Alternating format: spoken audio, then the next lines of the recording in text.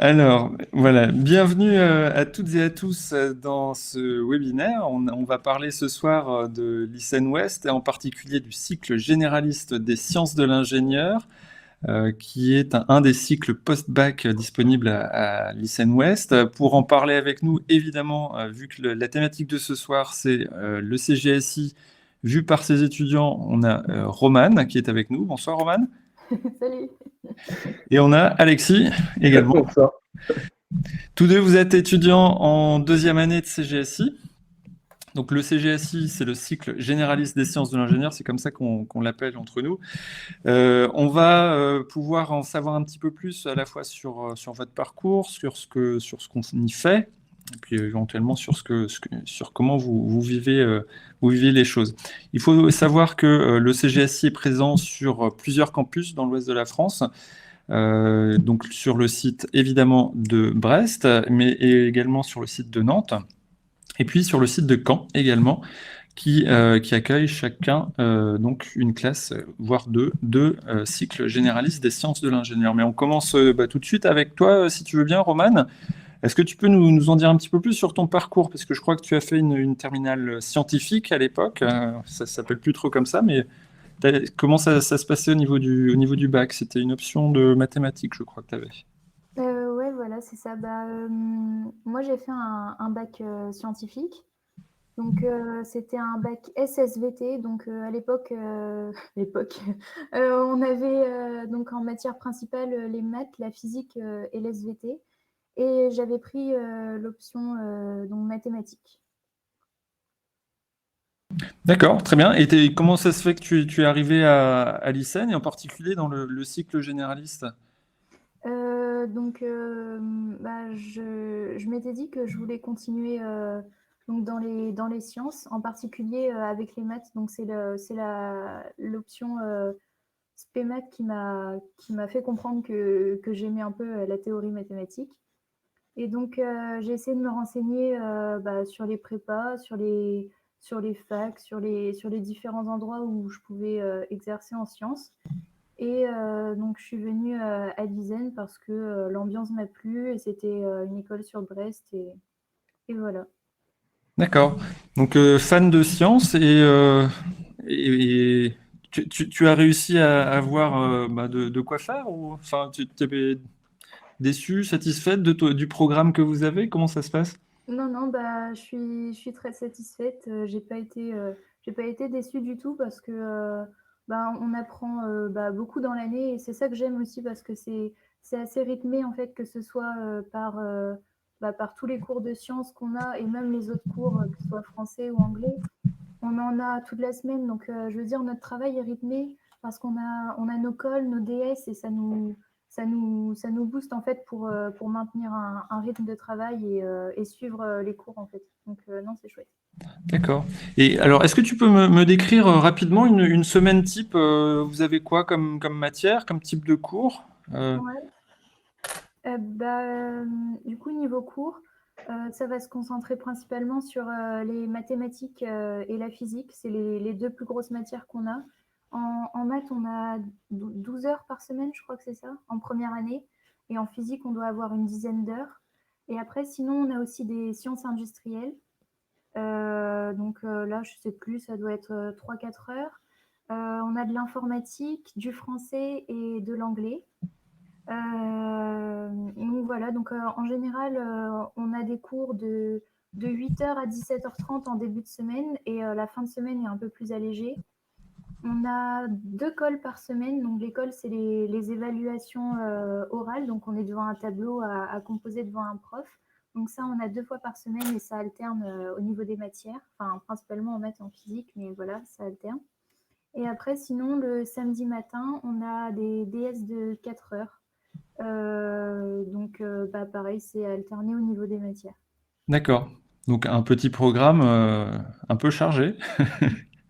Alors, je précise pour les personnes qui nous écoutent que effectivement, il y a un système de call, etc., sur les campus de Brest et de Caen, ce qui n'est pas le cas sur Nantes. Donc voilà, si jamais il y a des précisions à avoir, vous pouvez me les poser dans le chat si vous le souhaitez.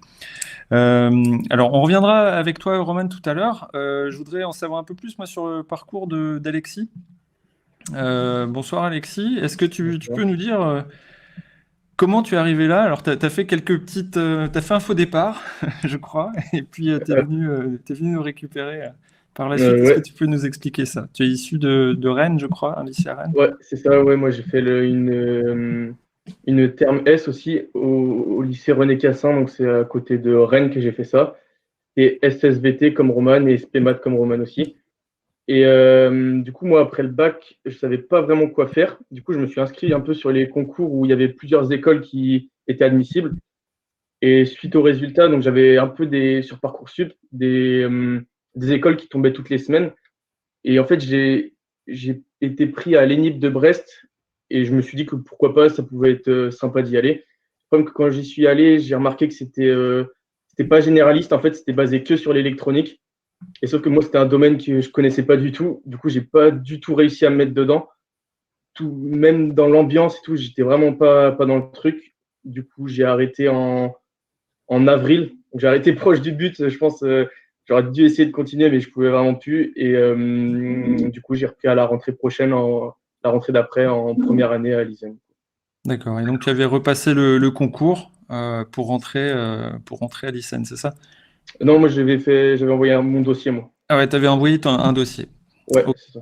Ouais, oui, vu que tu n'étais plus bachelier de l'année, voilà, Exact. c'est vrai Ouais. que c'est plus compliqué. Et comment ça se passe cette année alors?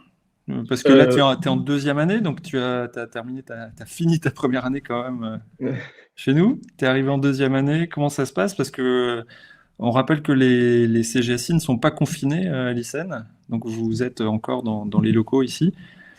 Euh, Comment ça se passe au quotidien? Bah, je pense déjà que c'est une chance d'être en présentiel.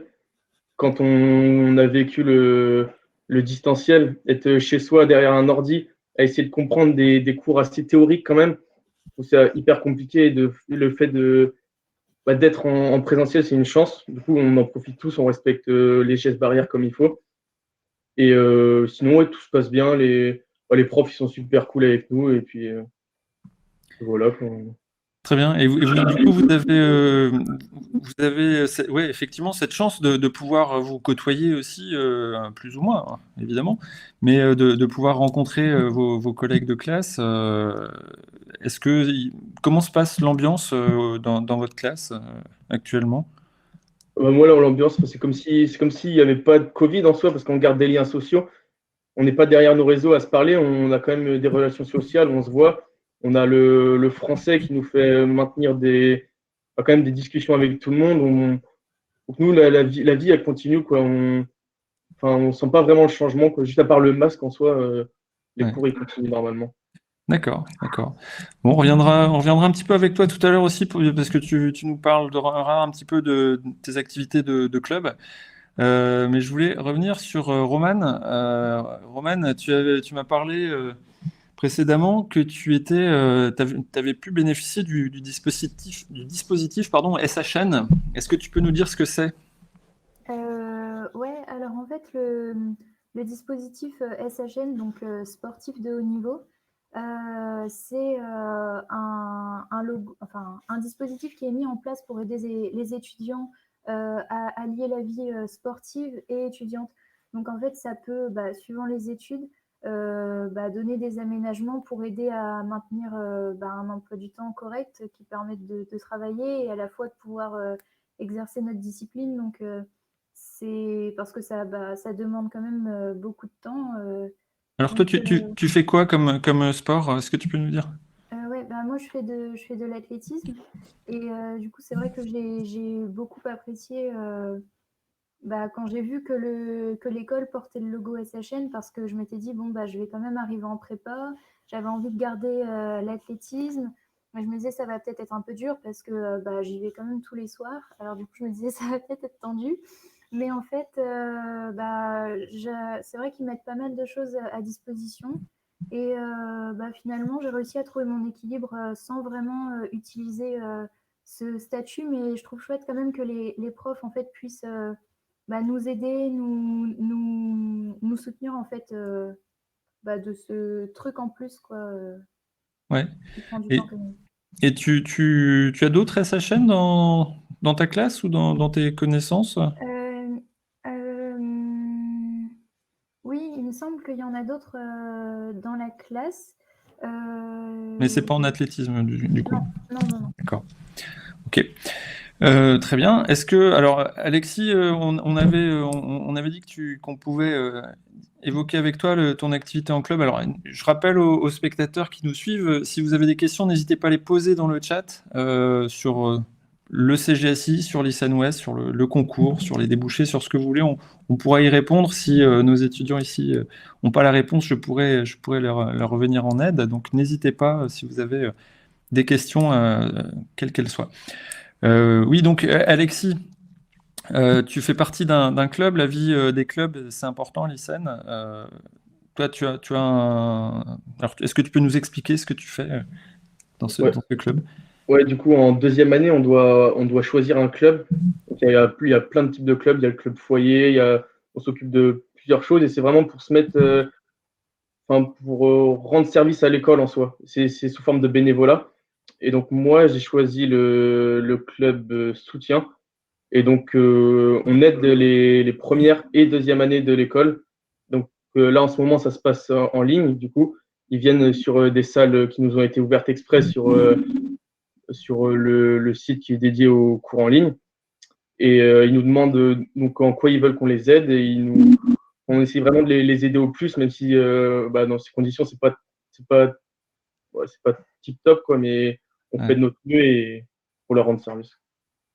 Ouais, très bien. Il y avait alors, je voulais savoir justement enfin, si tu avais déjà toi une idée de ce que tu voulais faire plus tard, parce qu'on a parlé de ton parcours un petit peu, de comment tu es aujourd'hui. Voilà, tu as une activité en club, vous venez à l'école. À l'ISEN, au bout de la troisième année, on a quand même un choix à faire, un choix d'orientation, je dirais, en choisissant un domaine professionnel, un secteur d'activité. Donc on a des matières à choisir plus ou moins. Est-ce que tu as déjà une idée dans quel type d'ingénieur tu voudrais être? Moi, ouais, au tout début, donc j'étais venu dans l'optique de faire des maths et de la physique, tout comme Roman. Et au fur et à mesure des cours qui nous sont mis à disposition, on découvre certains domaines. Et donc, ouais, moi, ce serait vraiment les systèmes embarqués qui m'intéresseraient. Et donc, voilà. Ouais, d'accord. D'accord, ok. Et toi, Roman, du coup, tu avais une idée déjà préconçue en arrivant? Ouais, moi j'avais regardé un peu les domaines professionnels qui étaient proposés donc, dans l'école d'ingénieur en fait plutôt. Et donc j'avais vu que c'était qu'il y avait l'intelligence artificielle qui m'attirait beaucoup. Et en fait, au fur et à mesure, un peu comme Alexis, au fur et à mesure qu'on découvre les cours, je me suis rendu compte que les systèmes embarqués, ça m'attirait beaucoup aussi. D'accord, ah ouais. Bah, c'est un domaine très très vaste. On avait, alors, on a une question d'Héloïse. Comment faites-vous le recrutement de vos élèves avec le Covid concours? Alors, toi, tu as passé le concours il y a 2 ans, Romane, du coup? Oui, Euh, ouais, c'est est-ce que ça. tu peux nous rappeler ce que tu as fait, si tu t'en rappelles? Parce que c'est peut-être Euh, loin. Mais grosso modo, comment ça se passe? ouais, alors le concours, donc, j'ai J'en fait. dirai un petit peu plus dans les détails tout à l'heure pour Héloïse, hein, les aménagements qu'il y a cette année. Mais là, c'est pour peut-être les élèves de première qui nous suivent, ce sera peut-être revenu comme toi. Pardon, vas-y. Ouais, alors le concours, donc je sais plus combien de temps avant il faut s'inscrire, mais ça peut être renseigné sur le site. Mais sinon, à partir du moment où on s'est inscrit au concours, en fait, il va falloir se rendre dans un établissement qui nous est attribué pour passer le concours. Et ça va être fait sous forme d'épreuves. Donc, on a une épreuve de mathématiques, une épreuve de physique, une épreuve de. Alors, c'est pas du français, c'est. Je sais plus, mais c'est une sorte de dissertation. Et, Et ouais, il y a de l'anglais aussi cette année. il y a Mais de l'anglais. il y a des maths, il y a des sciences, il y a de l'anglais, et puis il y a ce qu'ils appellent de la connaissance verbale et linguistique. Voilà. Ouais. Donc c'est une petite rédaction qu'il y a à faire, grosso modo. Mais ok, d'accord. Et donc tu avais passé, je sais qu'il y a des préparations au concours qui ont lieu chaque année dans les écoles. Est-ce que tu avais assisté à une préparation? Ouais, j'étais venue et ça m'a bien aidé parce que ça avait permis en fait déjà de faire une journée de révision, de pouvoir avoir des corrections faites par des professeurs de l'ISEN en plus, donc de pouvoir déjà faire des rencontres. Et donc voilà, c'était sympa parce que tout le monde bossait le même concours, donc tout le monde avait le même stress, on va dire, quoi. Ouais. Et après, tu me parlais aussi en préparant l'entretien, tu me disais qu'il y avait une ambiance différente aussi du fait qu'il n'y ait pas de concours après. Enfin, le concours se fait avant de rentrer. Ouais, Et ouais, c'est vrai. Pardon. Non, mais après, il n'y a plus de concours, il n'y a plus de sélection. C'est-à-dire que tu me parlais tout à l'heure que tu voudrais faire des systèmes embarqués. Si tu as les bonnes notes, tu iras où tu voudras, en fait. Voilà, en fait, je dirais que par rapport à une prépa dite classique où tout le monde va vouloir passer des concours, ce qui est plus sympa, disons, c'est que les élèves sont pas dans l'optique concurrence, en fait. Donc, je dirais qu'il y a plus d'entraide dans le sens où si quelqu'un comprend pas quelque chose, l'autre va essayer de lui expliquer. Et tout est fait comme ça, en fait, que ce soit les profs ou les élèves. Après, je dirais que ceux qui veulent passer des concours, ça se fait quand même, puisqu'on suit les programmes officiels des prépas classiques. Mais voilà, après, c'est individuel. Enfin, je veux dire, si on a envie de passer des concours, il suffit qu'on s'inscrive et voilà, quoi. Mais il y a moins de stress au quotidien, je dirais, ouais, parce que les élèves se soutiennent, quoi. Ah ouais. D'où le club soutien, n'est-ce pas, Alexis? Ouais, c'est ça. Et il y avait alors le programme des CGSI, c'est un programme MPSI, PSI, pour ceux qui se poseraient la question. Je vais revenir sur les aménagements du concours de cette année. En fait, il faut bien comprendre que le concours Puissance Alpha, alors il y a une brochure qui est à télécharger sur leur site. C'est un concours commun alors il y a 16 écoles maintenant en France. Donc c'est un concours, vous passez une fois le concours et vous avez la possibilité d'entrer dans les 16 écoles. Ça commence d'abord sur Parcoursup, vous choisissez le CGSI sur l'un des campus que vous voulez. Ensuite vous inscrivez, on va vous dire que c'est une filière sélective, donc il faut s'inscrire sur le concours Puissance Alpha. Et une fois qu'on est inscrit sur le concours Puissance Alpha, on a le dossier qui est remonté le dossier scolaire de première et de terminale qui remonte à l'équipe de Puissance Alpha. On attribue une note à ce dossier scolaire. Enfin, c'est pas, quand je dis on, c'est l'équipe de Puissance Alpha qui attribue une note. Cette note vaut pour 60%. Et les 40 autres pourcents de la note du concours, c'est en général les épreuves écrites. D'accord? Donc il y a vraiment cette note au concours est en deux parties. Une partie qui est faite par l'étude du dossier scolaire par Puissance Alpha et l'autre partie qui est faite par les épreuves écrites du concours. Cette année, ça date de la semaine dernière, l'équipe du concours nous a annoncé que les épreuves écrites étaient annulées. Donc les 40% qui restent, qui sont attribués normalement aux épreuves écrites, reviennent à une étude de dossier par chaque école.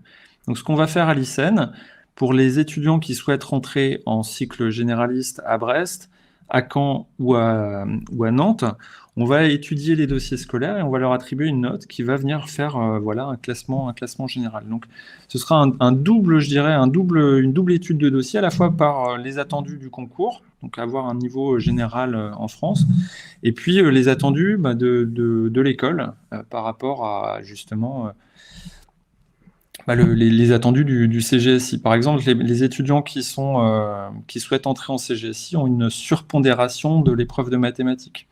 Donc c'est toujours bien de le savoir. Je ne peux pas donner les pondérations qu'on donne aux mathématiques, mais c'est évidemment surpondéré par rapport à quelqu'un qui voudrait rentrer dans un autre cycle, par exemple en cycle BIOST ou en cycle environnement. Voilà, donc j'espère que j'ai été assez clair aussi sur les aménagements. Je sais que c'est pas évident à expliquer et à comprendre. N'hésitez pas à reposer la question dans le chat si c'était pas le cas. Mathéo, on s'est déjà croisé, Mathéo, sur un autre webinaire, je crois. Bonsoir Mathéo. Bonjour, quel est le taux de réussite pour le passage année 1 à 2, puis année 2 à 3? C'est une bonne question. Normalement, c'est à peu près les mêmes taux de passage que de la première à la terminale, ou de terminale au bac. Il faut savoir en fait, c'est pas vraiment le taux de réussite, mais il y a des étudiants qui s'en vont en cours d'année, surtout en première année. C'est des étudiants qui se sont trompés, comme Alexis, il s'était trompé sur sa première école, ben voilà, il est parti. C'est pas pour autant qu'il n'aurait pas réussi à passer en deuxième année. Donc il y a toujours une perte de certains étudiants, voilà, sur la première année. Ensuite, en année 2 à 3, le moins possible. En fait, l'idée, c'est que on peut redoubler, hein. Je ne sais pas si vous avez des collègues, Alexis et Roman, qui ont redoublé. On peut redoubler sa première année, on peut redoubler sa deuxième année. On peut. Ce qu'il faut bien avoir en tête, c'est si on travaille régulièrement, normalement, il n'y a pas de raison que de ne pas passer. Si on aime les sciences également. Enfin, on est un peu en école d'ingénieur aussi. Donc voilà, donc il n'y a pas de concours pour tout dire, Mathéo. Donc il n'y a pas de quota. Si tout le monde est bon dans la classe, tout le monde passe.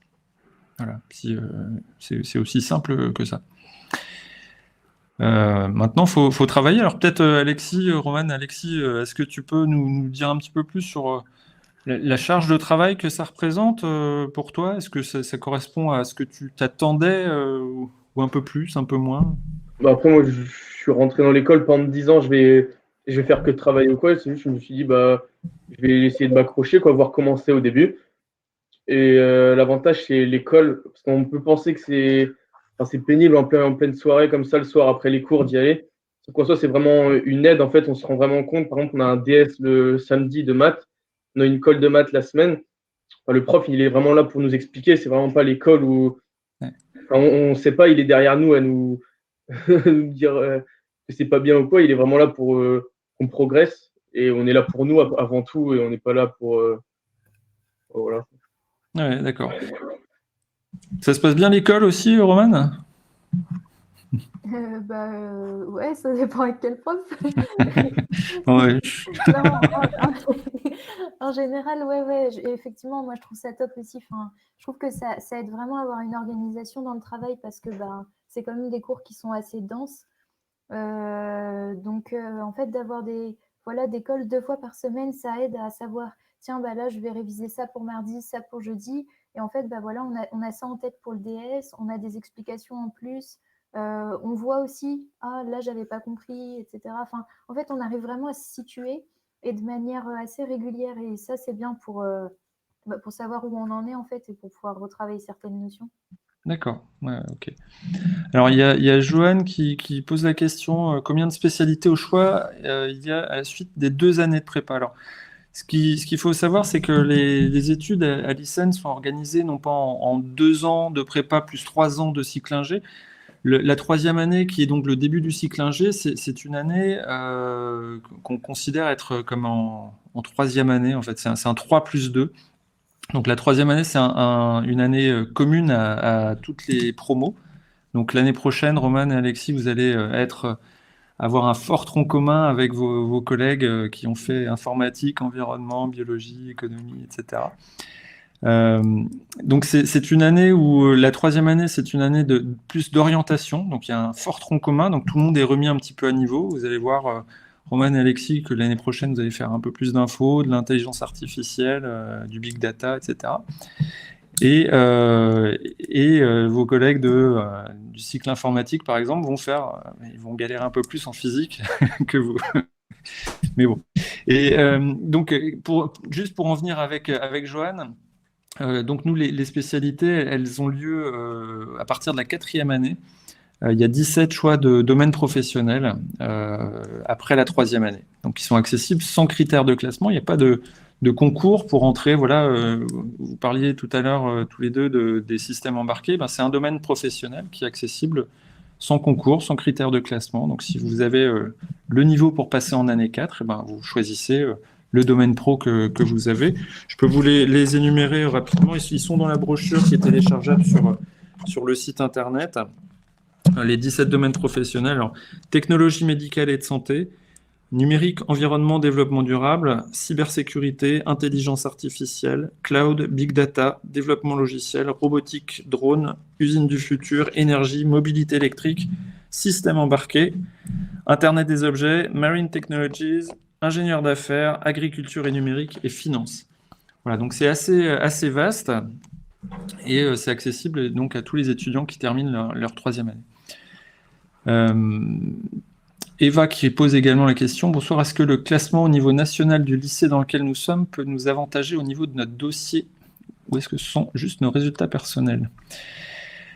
Eva, ce sont tes notes qui vont compter. On peut pas favoriser un lycée plus qu'un autre, malheureusement. On n'a pas cette possibilité-là. En revanche, si tu as un doute sur ton niveau, sache qu'on regarde également les appréciations et la progression. On regarde ça pour les étudiants qui sont à la limite du classement, je dirais. Ça joue énormément. Donc là-dessus, Eva, tu peux être rassurée. On regarde vraiment on n'a pas de pondération, je dirais, mais on regarde vraiment si le niveau est bon, correct, et s'il y a une progression. Donc, il ne faut pas avoir peur de postuler, de toute façon. Tanguy, quelles sont les exigences pour entrer dans l'école? Bulletin, notes, etc. Écoutez, là c'est notamment les notes de première en sciences sont importantes et les notes des 2 premiers trimestres de terminale sont importantes. Et ensuite, comme je l'ai dit à Eva tout à l'heure, on regarde pour les élèves qui sont un petit peu justes, voilà, on regarde les appréciations, la progression, etc. Donc ça se joue principalement sur les personnes qui ont un petit, qui sont pas tout à fait dans le haut du classement, on va dire. Faut savoir que cette année, on a les étudiants, la moyenne des étudiants qui sont rentrés en première année cette année est de 14,08. On l'a recalculé là cet après-midi. Ça veut dire quoi? Ça veut dire que y en a qui ont 19,5, ça veut dire qu'il y en a qui ont 10. D'accord? Donc il y a vraiment une gaussienne, on est sur 14, donc en général, les étudiants qui rentrent à l'ICN en première année ont une mention bien cette année. Je ne sais pas si c'était le cas pour Roman et Alexis, mais on avait... on va s'arrêter là sur cette discussion. Non mais il faut pas, enfin, on a toujours quand on est sur les salons, on a cette question qui revient souvent sur le niveau qu'il faut pour rentrer. Moi, je dirais qu'il faut avant tout aimer les sciences. Je pense que tous les deux, vous me contredirez pas. Même si on n'est pas un crack en maths et en physique, on peut s'en sortir, a priori. Il y a des gens comme Alexis qui pourront vous soutenir en maths et en physique, donc c'est plutôt rassurant, n'est-ce pas? Très bien. Est-ce que vous avez d'autres sujets à aborder? Je ne sais pas si j'ai tout abordé de mon côté. Si vous avez des questions, une dernière question, on peut encore prendre une dernière question si vous tapez vite dans le chat. Sinon, on va s'arrêter là. Il y a Ghislaine qui est en train d'écrire. Donc, on va attendre que Ghislaine pose sa question. Alors, j'ai vu que vous étiez tous en terminale. J'ai passé un petit sondage. Effectivement, on a beaucoup d'étudiants en terminale. Alors, oui, Ghislaine, les journées d'immersion sont-elles maintenues? Alors, la journée d'immersion prévue demain, je crois que si vous étiez prévu le 16 décembre, il y a eu une communication qui a dû être faite à ce sujet par email. Non, on ne peut pas accueillir les personnes encore en décembre. En janvier, ça risque d'être compliqué également. On va essayer Alors, on est en train d'imaginer un autre format en distanciel pour les journées d'immersion. C'est assez compliqué à mettre en place. Donc, pour l'instant, si vous avez, si vous souhaitez faire une journée d'immersion, je vous conseille de vous inscrire aux dates qui sont possibles. On essaiera de vous proposer des journées d'immersion. Je vous en dis pas plus. Il y a des choses qui peuvent vraiment être sympas pour vous faire rencontrer les étudiants. de manière soit individuelle, on peut imaginer des tas de choses. Donc pour le moment, on n'a pas défini le format, mais on va essayer de maintenir des journées d'immersion à un moment donné, c'est certain. Tout comme les portes ouvertes, on essaiera de pouvoir faire visiter le bâtiment dès qu'on pourra, mais voilà, on se tient stricto aux recommandations du gouvernement là-dessus. J'en profite pour vous signaler qu'il y a la visite virtuelle du bâtiment de l'ICN-Brest qui est disponible sur le site icnbrest.fr. Vous allez vous fouiller dans Nous rencontrer, et puis dans l'onglet Nous rencontrer, vous pouvez visiter, comme dans Google Street View, le bâtiment avec les vidéos. Alors, il n'y a pas encore les vidéos d'Alexis et Roman, mais on pourra en faire une dès que vous voulez. Très bien, j'espère qu'on a répondu à toutes les questions. En tout cas, merci Roman, merci Alexis, c'était très sympa de vous avoir ce soir. Et puis, j'espère, bon courage pour... non, vous n'êtes pas en call ce soir, ce sera jeudi. Non, pas cette semaine, non. Très bien. Bon courage, bonne soirée. Ouais, Merci bien, vous aussi. Au revoir. Au revoir.